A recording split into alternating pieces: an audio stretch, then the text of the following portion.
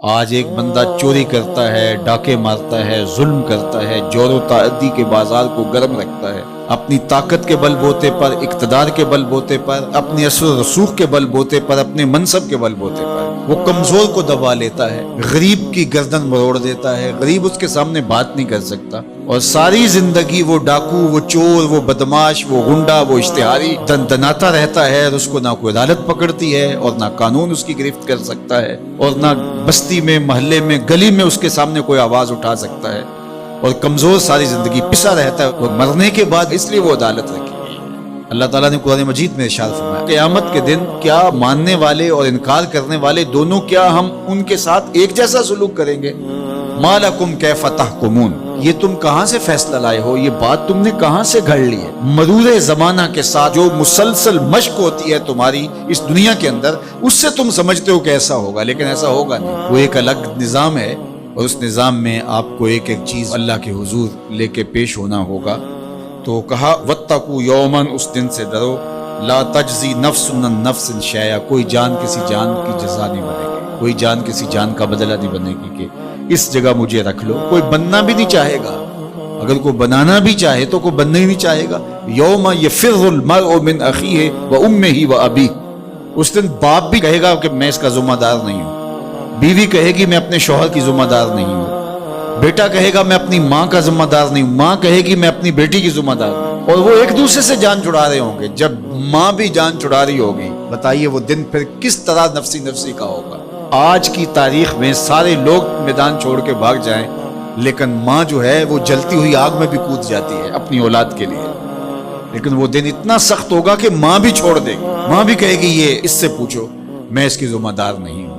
اللہ اکبر۔ تو کہا وہ دن آنے والا ہے، آج تم نے دنیا کے اس رویے سے اور اس طرز زندگی سے اور جو تم زندگی گزارتے ہو اس سے تم نے یہ نتیجہ نکال لیا ہے کہ آخرت میں بھی ایسے ہی چلے گا، تو ایسے نہیں ہے۔ اور اگر آپ ناراض نہ ہوں، بعض اوقات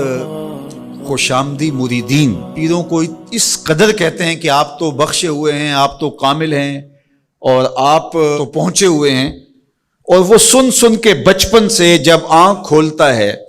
وہ شہزادہ آغوش مادر سے جب نکل کے وہ خانقاہ کے ماحول میں آتا ہے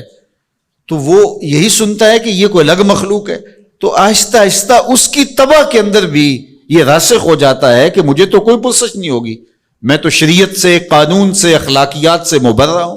ہم نے دیکھا ہے کہ پیروں کے بیٹے بالکل نوخیز بچے بوڑھے سفید داڑیوں والوں کی تذلیل کر رہے ہوتے ہیں اور ان کو غلاموں کی طرح سمجھ رہے ہوتے ہیں، ان کا خیال ہے کہ ہم ان کے اوپر جو ہے وہ کوئی حاکم بن کے آئے ہیں۔ یہی سیاستدانوں کا حال ہے، یہی باقی طبقات کا حال ہے۔ تو وہ ماحول ایسا ان کو دیا جاتا ہے، اور وہ پھر آہستہ آہستہ یہ سمجھتے ہیں کہ ہم تو بخشے ہوئے ہیں، اور ایسا ہوتا ہے کہ وہ بیچارے دعا سے بھی محروم ہو جاتے ہیں۔ میں نے دیکھا ہے کہ جب لوگ فوت ہوتے ہیں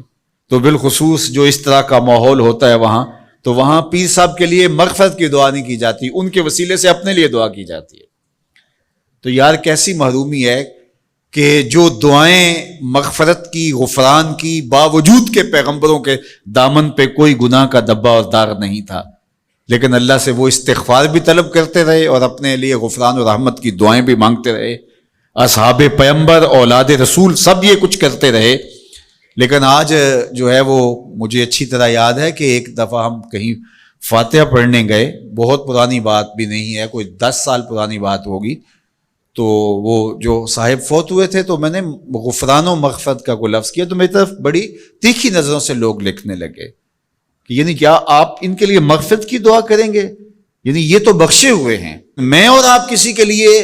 گمان کر سکتے ہیں، دعا دے سکتے ہیں، لیکن قطعاً کہنا ہمارے لیے یہ مشکل ہے۔ تو پھر کیا کریں گے؟ ہم دعا مانگیں گے، نیک سے نیک پارسا شخص بھی ہو، ہمیں یہ بتایا گیا کہ اس کی خوبیوں کو بیان کرو، اس کی اچھائیوں کو بیان کرو،